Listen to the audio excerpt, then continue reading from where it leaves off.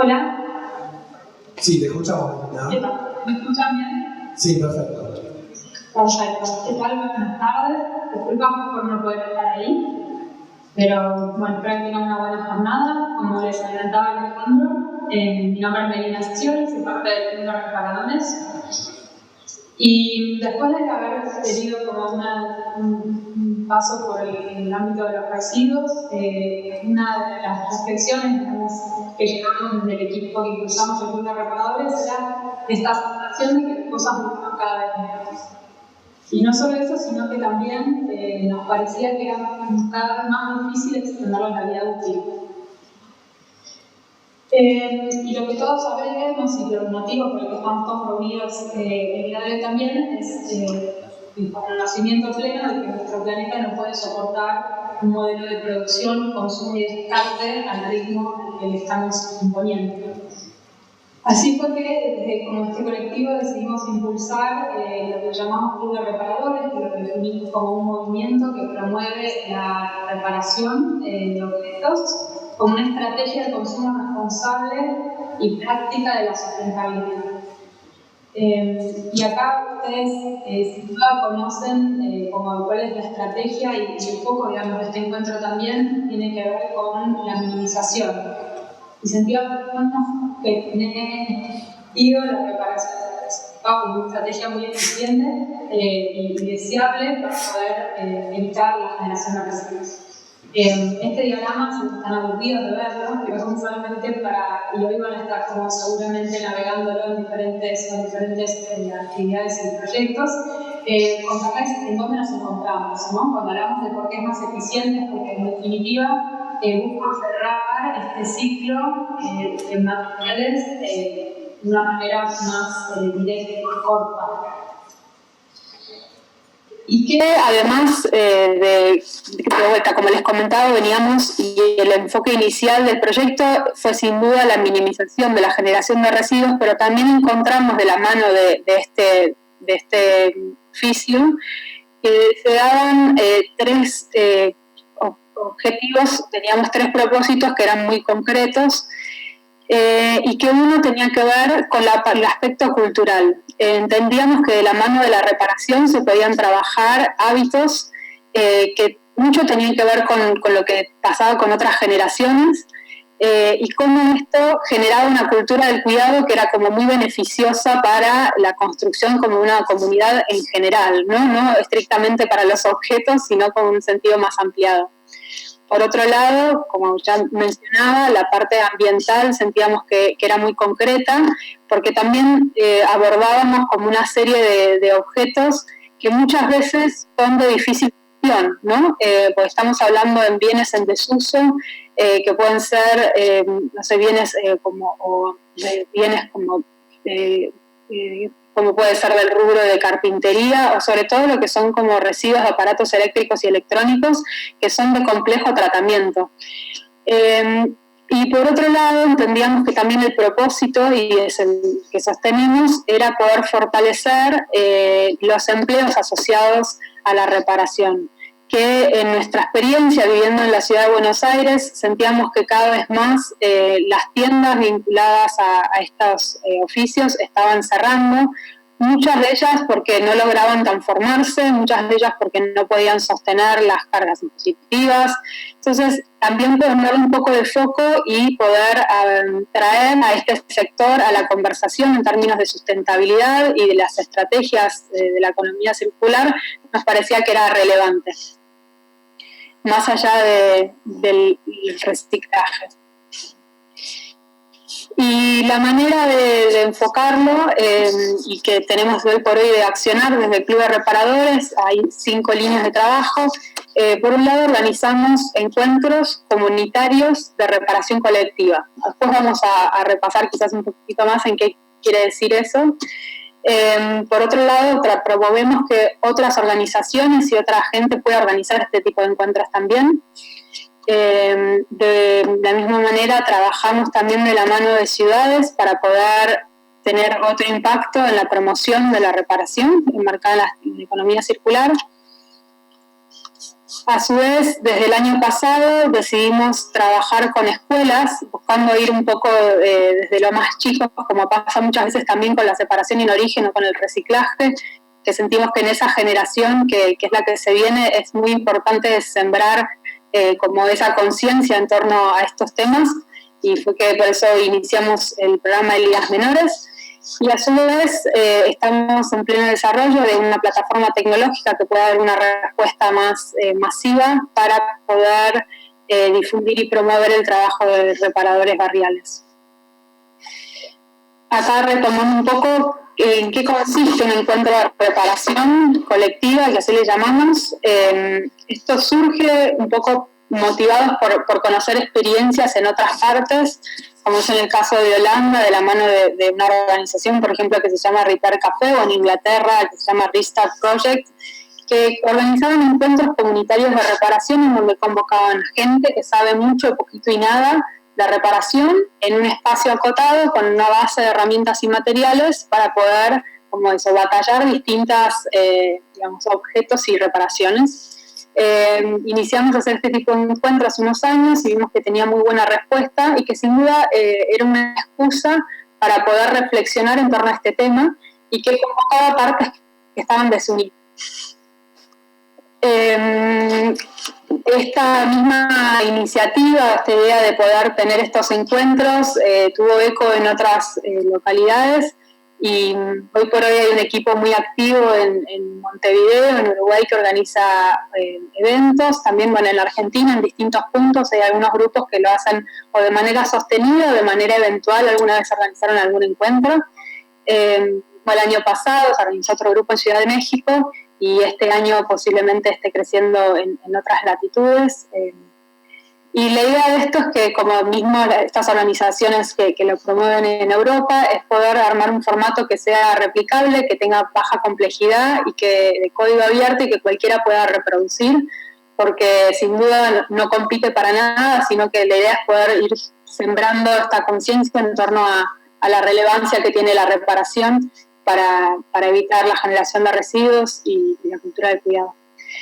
Esto como de manera anecdótica, que ya estos números un poquito ahora me di cuenta que cambiaron, pero bueno, desde entonces, 2015 al día de hoy, hicimos más de 40 eventos con seguridad, 15 eventos independientes, se organizaron en otras partes, también bueno, hicimos algunos talleres, y en definitiva, digamos, estas métricas en términos de lo que se puede recuperar en sí, cuando hablamos de la cantidad de objetos que se repararon, las personas que participaron, no son enormes, pero sentimos que en alguna medida que pueden servir para ir generando espacios de reflexión para trabajar en políticas que sí puedan cambiar la realidad de lo que hoy por hoy es el ciclo de vida de nuestros productos.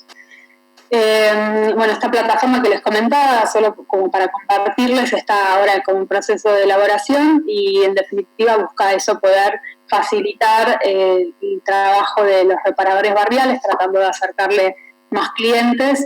Y también acá hay como un desafío, si se quiere, en cómo trabajar con datos en torno a este tema, porque hay poca información hoy por hoy disponible respecto de cuáles son verdaderamente las fallas que tienen los equipos que por ahí se reparan, y en este sentido sentimos que hay un potencial enorme de poder trabajar como articuladamente con quienes hoy por hoy se dedican a la reparación para generar esa información. Bárbaro, no sé si me escuchás. Perdón. No, sí, dale. Sí, te escucho. No, termina. ¿Sí? Ok. Como les comentaba también, el trabajo en escuelas tiene que ver un poco con acercar dinámicas para el aula y teóricas también, y por otro lado poder también promover, que es algo que estamos impulsando este año, la organización de eventos de reparación en las escuelas, que muchas veces identificamos con el trabajo que hicimos el año pasado, que había muchas escuelas que tenían como complejidades para poder dar respuesta a temas de infraestructura, de mobiliario. También generar un espacio abierto a la comunidad, así que eso va a estar sucediendo este año de la mano del programa de Escuelas Verdes de la ciudad. Y después quizás para ir cerrando, entender que verdaderamente posicionar este tema puede llegar a tener impacto en un nivel municipal, no solo con pequeñas iniciativas aisladas, y que sin duda representa un desafío entender cuál va a ser el abordaje para trabajar este tema. Entonces sentimos que hay como una estrategia para poder entender mejor los problemas asociados a este rubro y a este eje, que tiene que ver con poder conocer quiénes hoy por hoy se dedican a la reparación y cómo llegaron a poder ejercer ese oficio. También entender qué pasa con la gente, hoy por hoy repara más, repara menos, el público en general, hay quienes son usuarios desde siempre de servicios de reparación, quienes jamás pensarían en reparar algo, sino que simplemente lo van a reponer. Y también entender qué es lo que estamos tirando y qué potencial tiene de recuperación y de gestión. Porque de la mano, bueno, que algunas cosas quizás se fueron mencionando, de la mano de la reparación, digamos, busca dar respuesta a que en términos como económicos, muchas veces la reparación es insostenible, muchas veces la reparación tiende a ser cara frente a la reposición de un objeto, muchas veces no hay repuestos, no hay manuales, los objetos en sí están concebidos para ser descartados. El tema de la importación juega como una pasada difícil a la hora de querer reponer o tratar de resolver la reparación. Cosas más intangibles como puede ser esto de la cultura del descarte, como un envión social a la idea de reparar en vez de tratar de extender la vida útil de algo, y también temas sociales como la confianza que hay depositadas en los servicios de reparación, en todo eso sucede también, y no desmereciendo que en definitiva es un sector que tiene mucho potencial a la hora de prevenir emisiones de carbono, porque tiene como propone unos ciclos más cerrados y más eficientes, y que puede prevenir también, no solo en lo concreto, digamos, evitando que se descarte algo, sino también a la hora de eso, de poder aportar información respecto de cuáles son los problemas de que algún objeto se vuelva obsoleto, y en este sentido, evitar que se descarten materiales.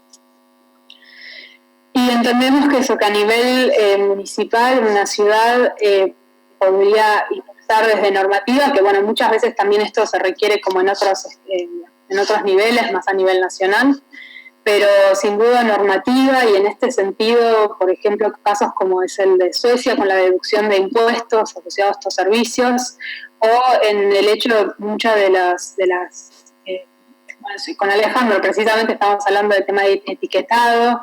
Muchos de los reclamos pasan a nivel como de la Unión Europea, tienen mucho que ver con la disponibilidad de manuales para la reparación, tanto como para los técnicos como para los usuarios, o que se desarrollen aparatos que sean más fácilmente desarmables.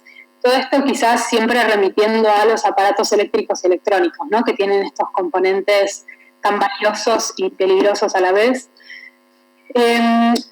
Sin duda también hay algo vinculado a lo que hablamos de lo cultural, de poder como acompañar con comunicación y concientización al público general, y tratar de acompañar también a este sector en particular a la formalización de su trabajo, que muchas veces los deja por fuera del sistema.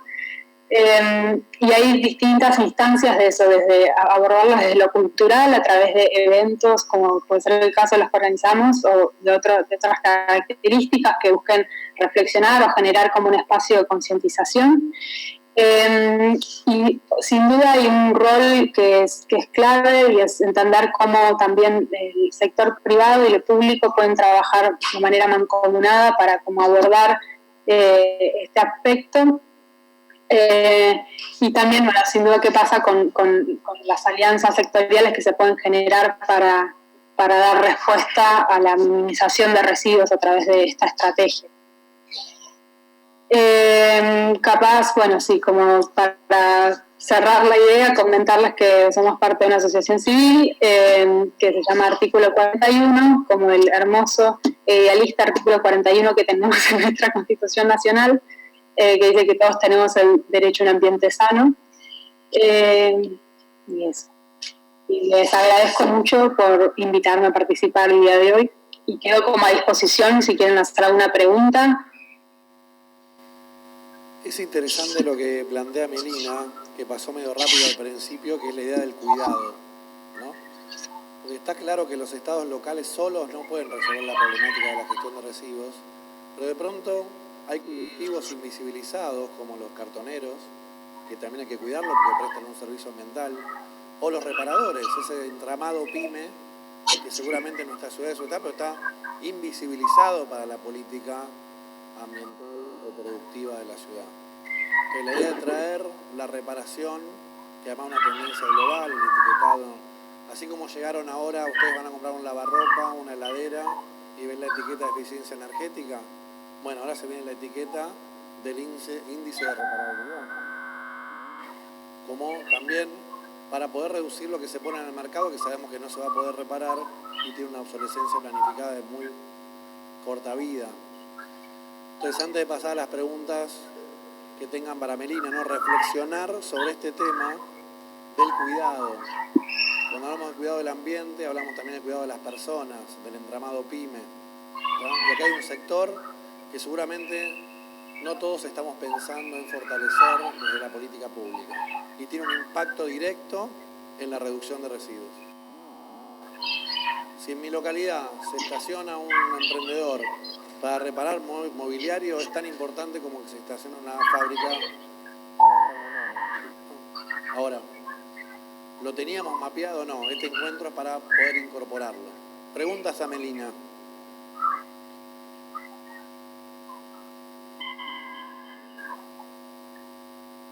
¿Todos conocían este tema de la reparación? Bien. Sí, creo que en el tema de ciudades más pequeñas, el tema de la reparación es algo, un uso o costumbre que no ha desaparecido del todo. Entonces tenemos una persona que conocemos que compone calzados o que cambia un cierre o que se encarga a lo mejor de comprar y vender algún mueble en desuso, que a lo mejor en las ciudades más grandes, como molesta, se saca a la calle para que se lo lleven. En cambio, en ciudades más chicas o más pequeñas, saben de alguien que lo necesita y se lo terminan dando o lo terminan vendiendo en este que a lo mejor lo compra por muy poco. Entonces yo creo que la cultura de la reparación en las ciudades chicas, creo que en el interior del interior, todavía es algo que no dejó de existir, ¿no? Perfecto, ahora falta solamente la mirada de la política pública para poder fortalecer esos ecosistemas. Gracias, Melina. Vamos a compartir tu presentación con todos los municipios presentes para si hay alguno que te quiera contactar. Gracias por todo. Yo quiero hacer una pregunta, Melina. Acá atrás. Hay una pregunta acá. atrás. No te vayas, Melina, no te vayas. Yo quería saber, desde el ámbito de la educación, ella dijo que trabajaban con escuelas. ¿Cuál es la interacción que tienen con las escuelas? ¿Escuchaste, Meli, la pregunta? Bueno, ¿cuál es la interacción que tiene el Club de Reparadores con el sistema educativo? ¿Cómo se articula? ¿Cómo se produce? En nuestro caso venimos trabajando de la mano de un programa que se llama Escuelas Verdes, que es del Ministerio de Educación de la Ciudad de Buenos Aires, y ellos lo que venimos a hacer es complementar un poco. Ellos tenían como una primer abordaje para poder introducir conceptos de consumo responsable y economía circular en las escuelas de manera no curricular, y nosotros complementamos con actividades prácticas en donde lo que realizamos fue en definitiva unos talleres en el aula sobre ciclo de vida de productos, y luego lo que organizamos es trabajamos durante el año con 10 escuelas secundarias de distintas orientaciones técnicas y bachillerato artístico también, y organizamos intercolegiales de reparación, que fue replicar lo que se sucede en una escala más chiquitita a nivel comunitario, pero con 5 escuelas y alrededor de 200 alumnos por evento. La manera es un poco eso, tratar de trabajar con ellos la parte teórica y después llevar a lo práctico a través de una acción, que en este caso es de reparación, y lo que hacíamos es tomar objetos de organizaciones de la sociedad civil que reciben donaciones que muchas veces están en mal estado, entonces los chicos lo reparaban y a través de su acción después se los devolvíamos reparadas a estas organizaciones. Bueno, gracias Melina. ¿Alguna pregunta más? Bueno, te dejamos entonces. Mil gracias. Bueno, a ustedes.